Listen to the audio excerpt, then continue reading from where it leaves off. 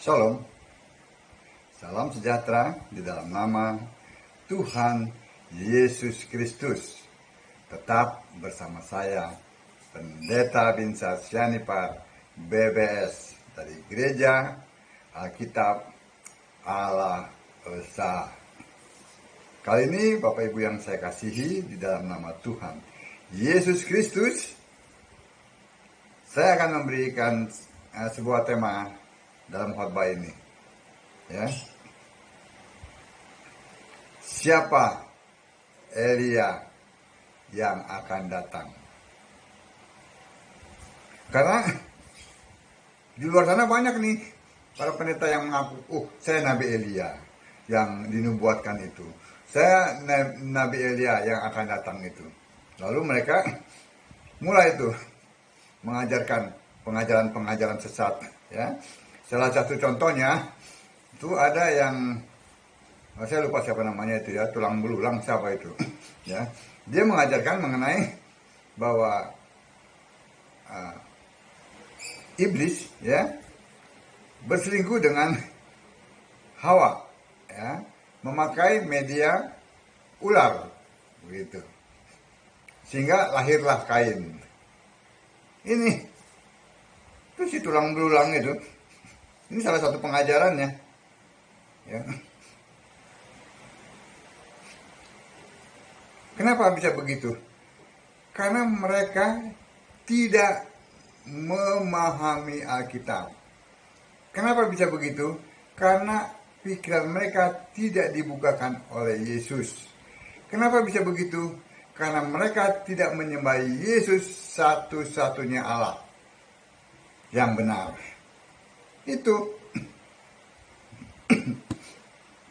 Mari kita lihat apa yang Alkitab katakan mengenai Nabi Elia dan kapan dia datang, ya.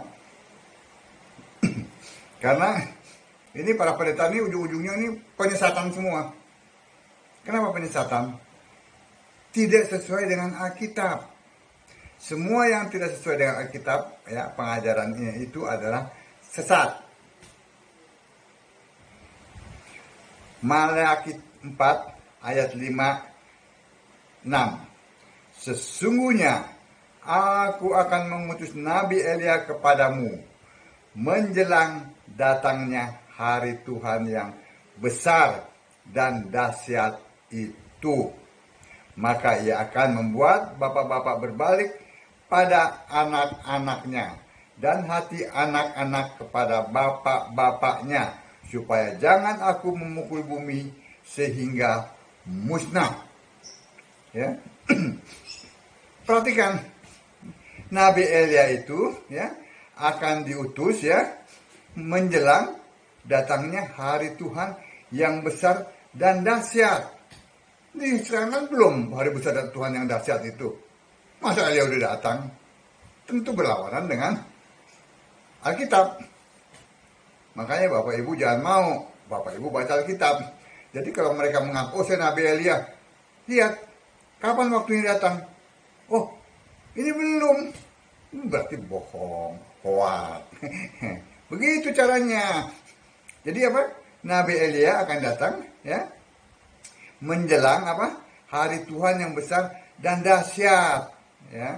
Dia akan membuat hati anak-anak berbalik kepada bapaknya dan hati bapak berbalik kepada anaknya.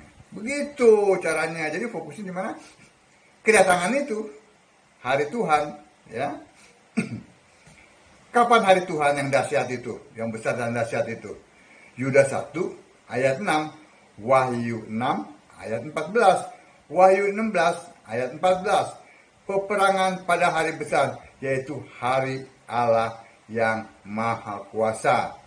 Nah, ini bicara apa, tentang apa? Harmagedon. Wahyu 16 ayat 16, ya.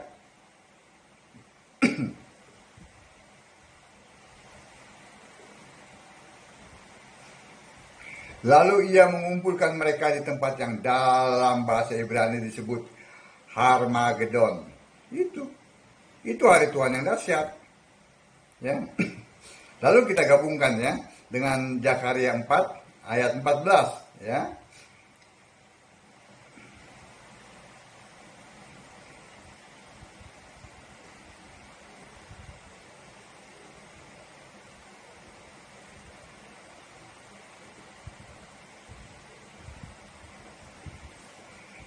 Lalu ia berkata, inilah kedua orang yang diurapi, yang berdiri di dekat Tuhan seluruh bumi. Kedua orang yang diurapi, ya. Kita gabungkan dengan itu, ya. Kedua nabi itu adalah dua orang yang diurapi, yang berdiri dekat Tuhan seluruh bumi. Ya. Kita gabungkan dengan Wahyu 11 ayat 6. Ya. Punya kuasa menutup langit supaya jangan turun hujan. Siapa dia? Elia. Ya. Punya kuasa merubah air jadi darah. Siapa itu? Musa. Dengan demikian kedua nabi itu adalah Elia dan Musa. Ya. Kita lihat sini kesimpulannya, ya. Nabi Elia dan Nabi Musa akan lahir sekitar permulaan Harmagedon. Ya, kurang lebih 10 tahun ya sebelumnya, ya, menjelang Harmagedon itu, ya. Lalu ketika perang Harmagedon selesai, ya, perang Harmagedon itu diperkirakan 35 tahun, ya. Musa dan Elia berumur sekitar 45 tahun. Ya. Lalu Musa dan Elia bernubuat 1260 hari, kurang lebih 3,5 tahun, ya, tentang mendirikan bait Allah ketiga dan menirukan hati bapak-bapak balik ke anaknya.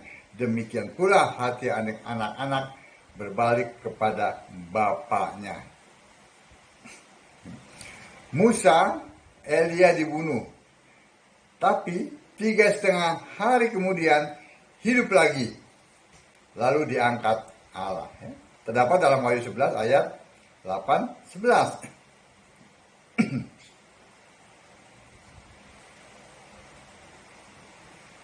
Dan mayat mereka, ya, Musa dan Elia itu, akan terletak di atas jalan raya kota besar, ya, yang secara rohani disebut Sodom dan Mesir. Ya.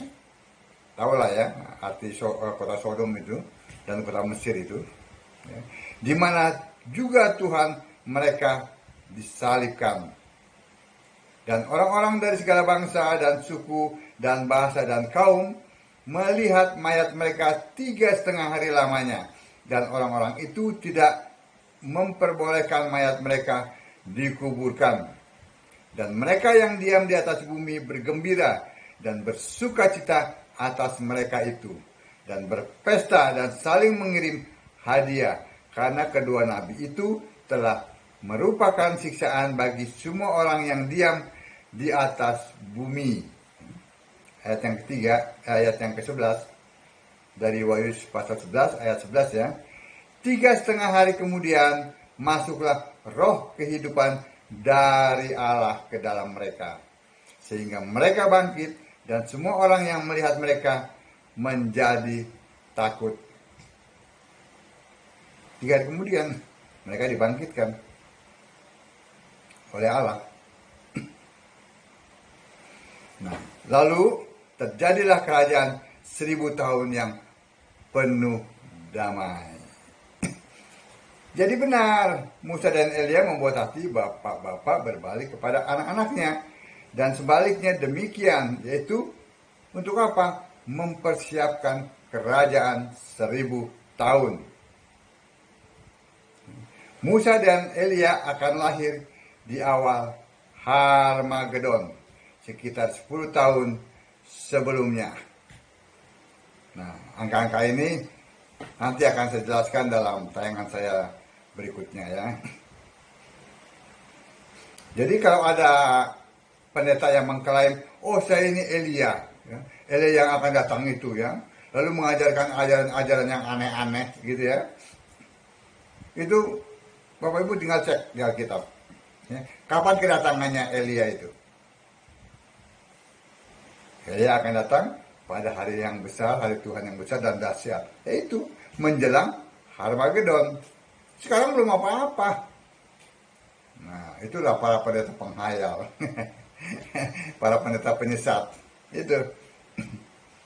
Amin. Jadi sekali lagi Bapak Ibu tidak kalah dengan pendeta yang gelarnya berderet-deret itu. Kenapa? Karena Bapak Ibu menyembah satu-satunya Allah yang benar, yaitu Yesus Kristus. Sehingga Yesus Kristus membuka pikiran Bapak Ibu, sehingga Bapak Ibu mengerti kitab suci. Nah, kalau para pendeta Tritunggal itu yang membukakan pikirannya siapa? Mampet. Sehingga mereka tidak mengerti kitab suci. Amin. Sembahlah Yesus sebagai satu-satunya Allah yang benar. Shalom.